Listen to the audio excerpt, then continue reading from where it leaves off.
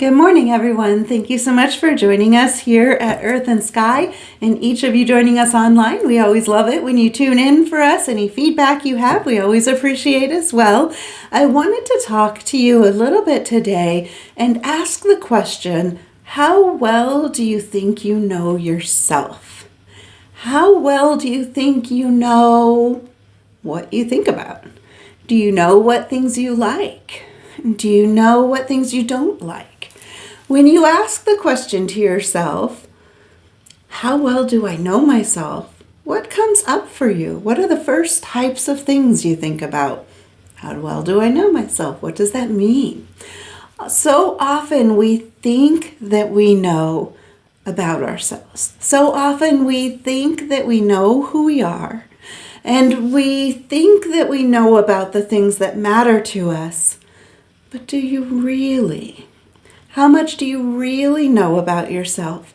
How much do you really understand about the way your brain thinks, the way your mind works, the things you gravitate towards?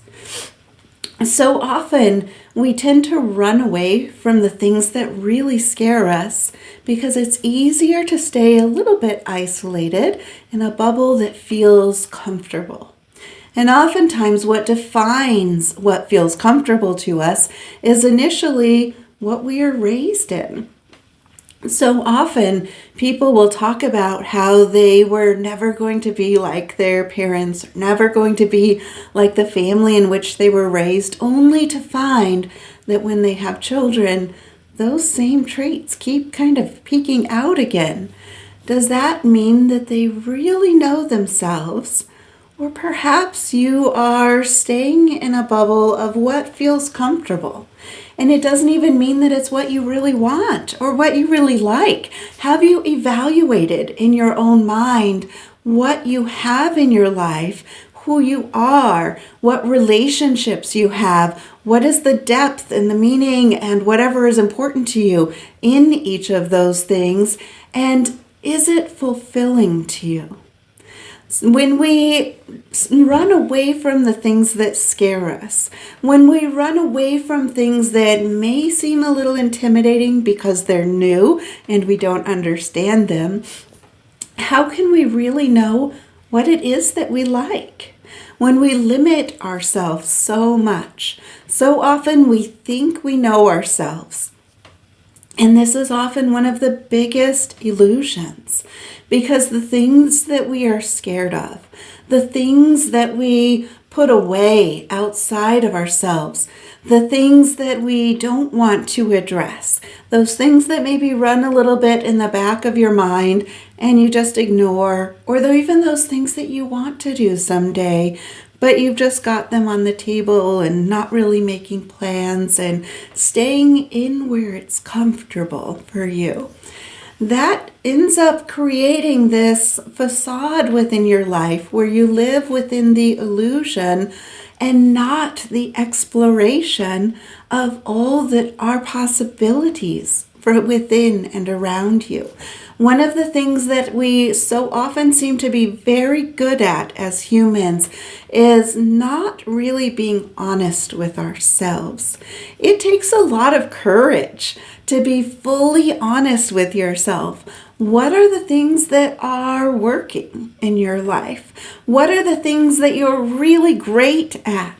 Sometimes that's a question that can be hard for people too. There might be a cap where you feel like you're not really supposed to talk about the things that you're really good at. You don't want your ego to get out of control, or you don't want to sound like you're patting yourself on the back, or perhaps you're afraid if you acknowledge your gifts and talents and where you really accelerate in certain things, maybe you're afraid that that might be taken away, or maybe you're not as good as you hoped you were.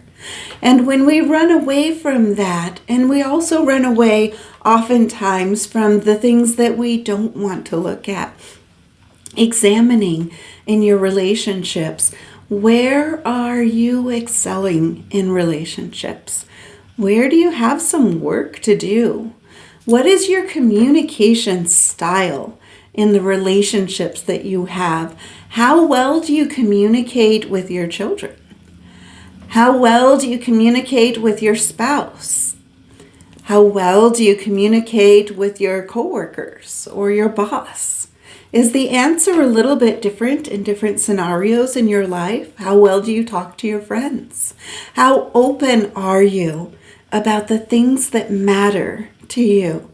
The things that really have some meaning in your life?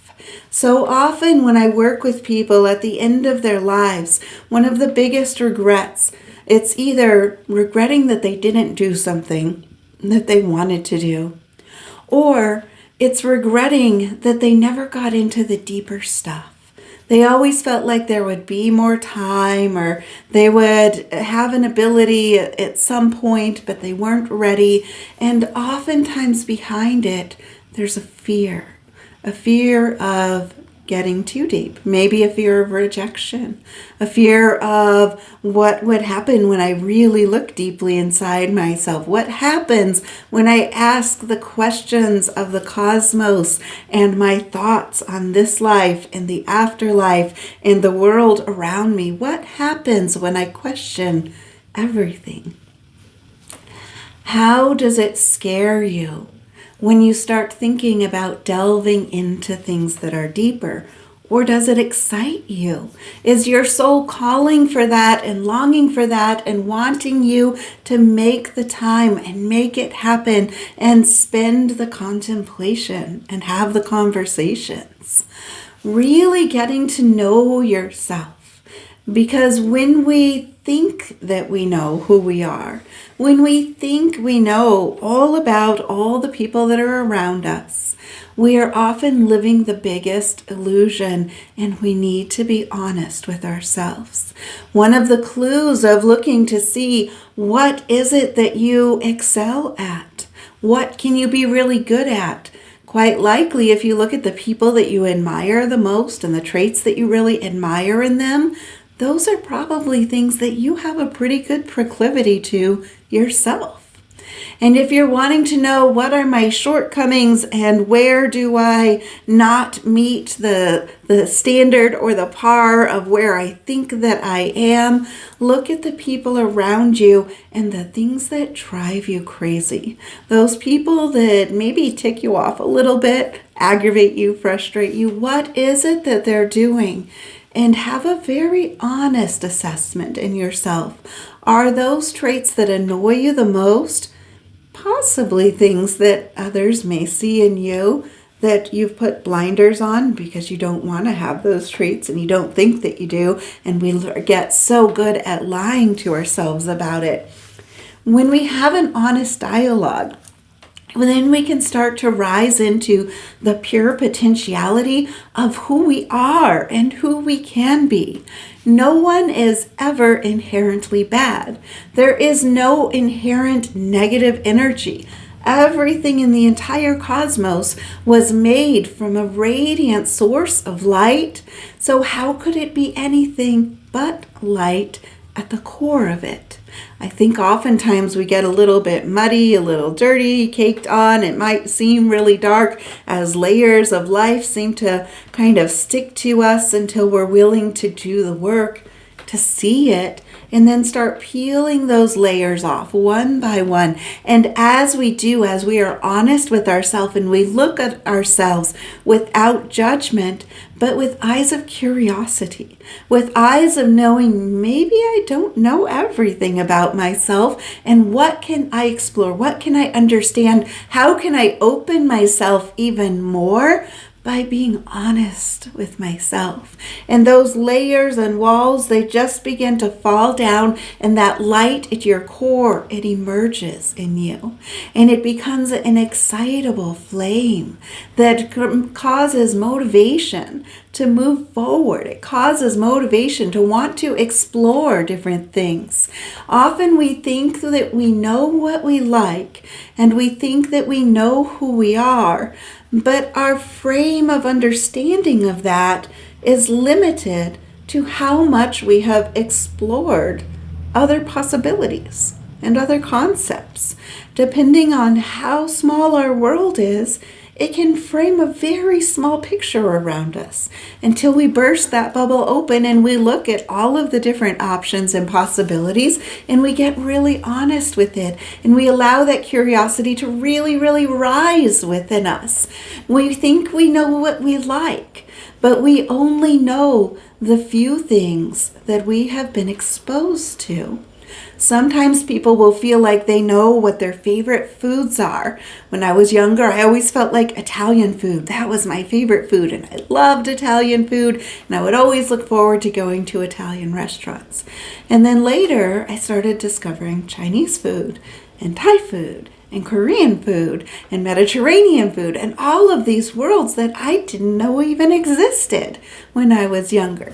And that started to expand my ability to know what foods I like. And sometimes through that, being able to explore a little bit of the culture, depending on what the restaurant was like, and then being able to investigate further and learn more and grow more and understand. Being able to allow yourself to look at, what have I never experienced? What things have I been exposed to? And what is out there that I'm not even aware of that I might like even more? There are so many different things that we think we know what we like. This can pertain to people and cultures and lifestyles as well. People may feel like they judge a certain culture or they judge certain lifestyles, and they don't really even have any experience to really know what they're talking about. You may be simply mimicking other people that are in your circle that you know that also have never experienced the other cultures or the other lifestyles or whatever it is, foods, anything. And so when we learn to recognize that, we start to discover where our blind spots are. And when we have the courage to move out of our own circle and meet people and travel to places and look into experiencing all of the things that we had never experienced before, it gives us such a vast wealth of a beautiful world that we can merge with in ourselves. And we can then decide, after being exposed in reasonable ways, not just a glance or not just a quick experience, but really let yourself merge with it. Listen to the different people and cultures and experience all of the different ways that we love, that we learn, that we communicate. Allow yourself to experience these different things, and you will then discover, what do you really like? This also goes with climates. Sometimes people may feel like they are just always a desert person or always a tropical person. And when moving to another area or visiting, traveling up to other areas, you start to see the beauty that this earth has to offer in so many different ways. For some, it may sound scary to think of Siberia or the frozen tundra. But have you been there? Have you experienced it? Have you allowed yourself to see what the beauty would be when the snow is falling and all is silent and you can hear the sound of the ice that freezes and you have warm clothing and blankets and a cup of something warm that you're drinking? Perhaps sitting by a fire might be the most magical thing to experience. Some may feel like they're afraid to go to the Amazon because they're afraid of some of the animals, or they're afraid of the unknown, or they're afraid of not being able to see through thicker brush and trees. But have you experienced it? Have you been able to discover the wonder of the birds as they encircle above you and they sing songs in notes that you've never heard before? Have you experienced the scent of the rain on the lush, huge leaves and the thick warmth that flows through the air that fuels your body and inspires your soul? If you haven't experienced it, you don't know if you like it yet or not. There is beauty in everything.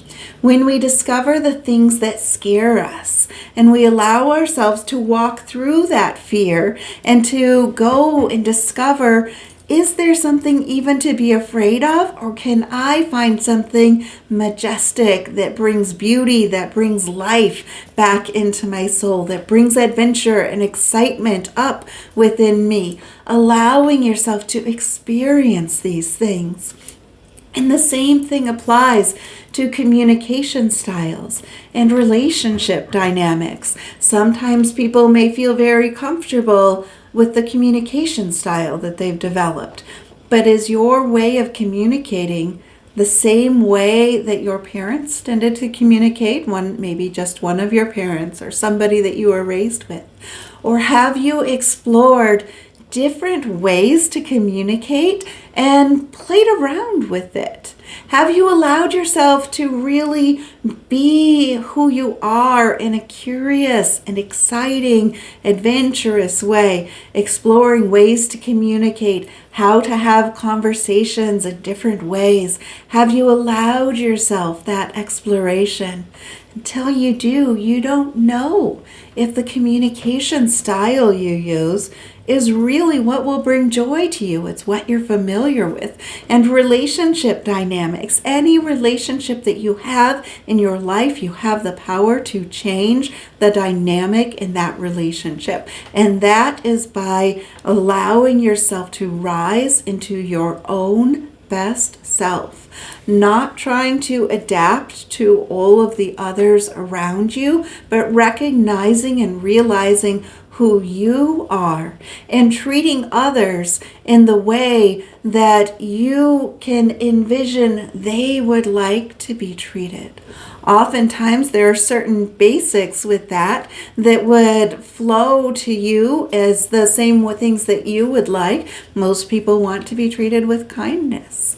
For some, kindness can mean different things. To some, kindness is being very direct and to the point and not beating around the bush. For others, kindness is walking in very gently, being very soft and nurturing with it. There are many definitions to all of the traits that we think that we know, that we think that we like, and until we have been exposed to many other possibilities, we really don't know ourselves fully yet.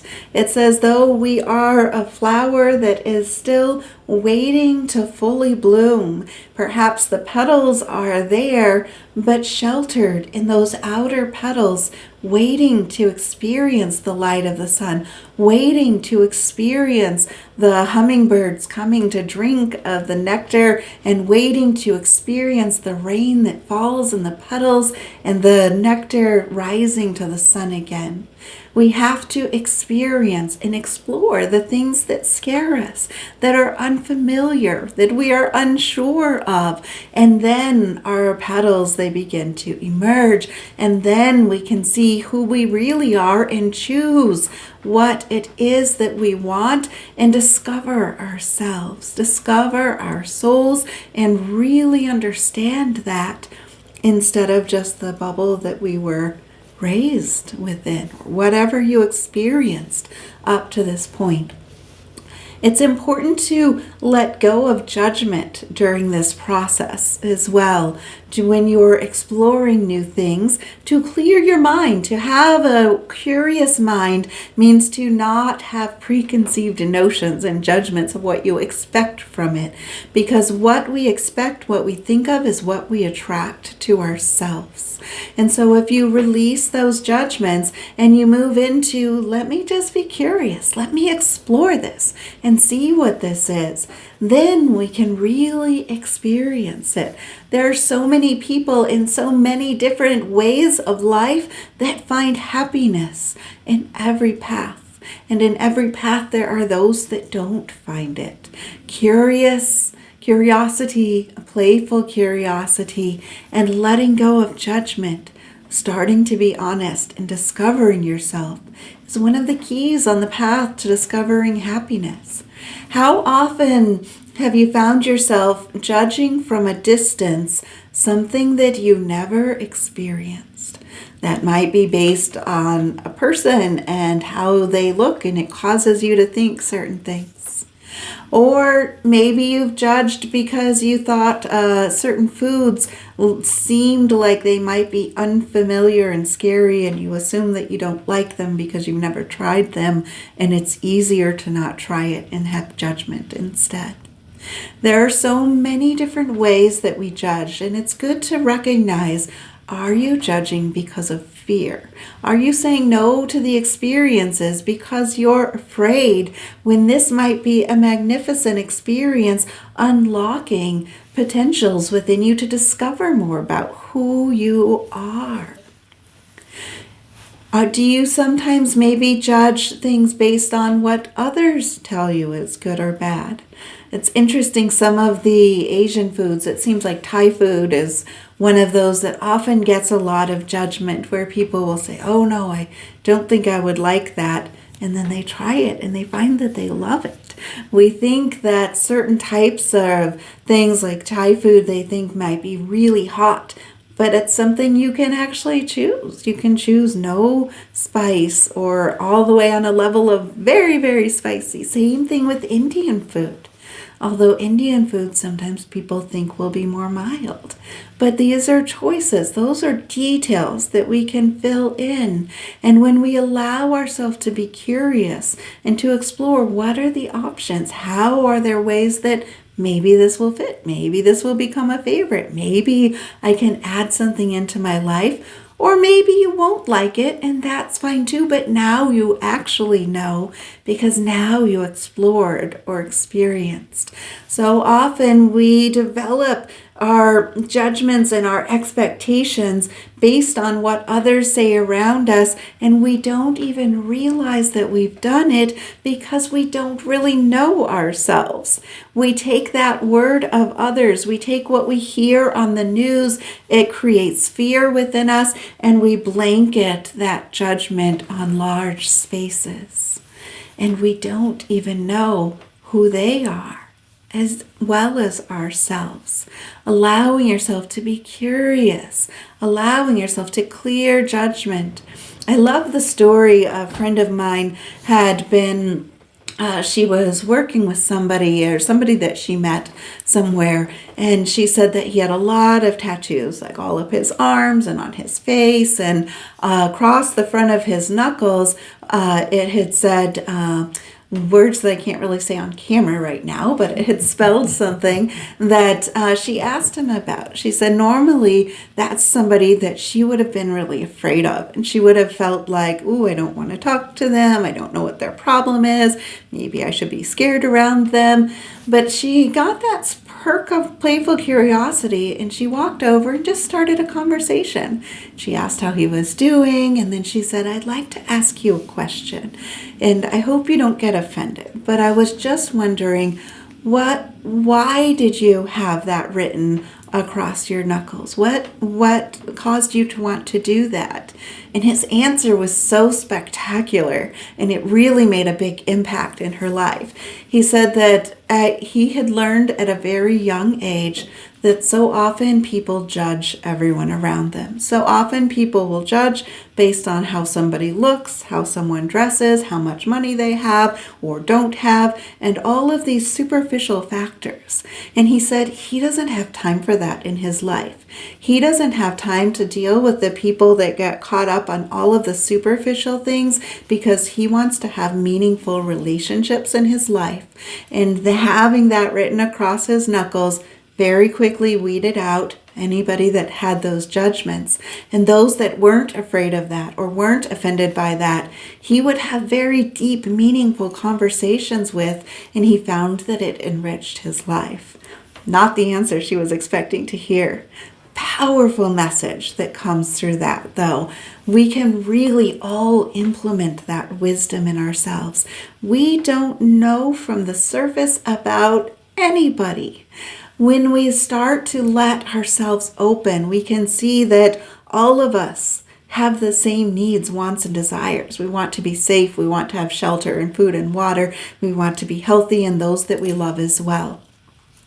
So why do we feel like we're so divided? We need to understand ourselves first, to be honest with ourselves, to discover where are our blind spots so that we can heal those within ourselves, so that we can learn, who am I really? What do I really like? How much have I ever really been exposed to?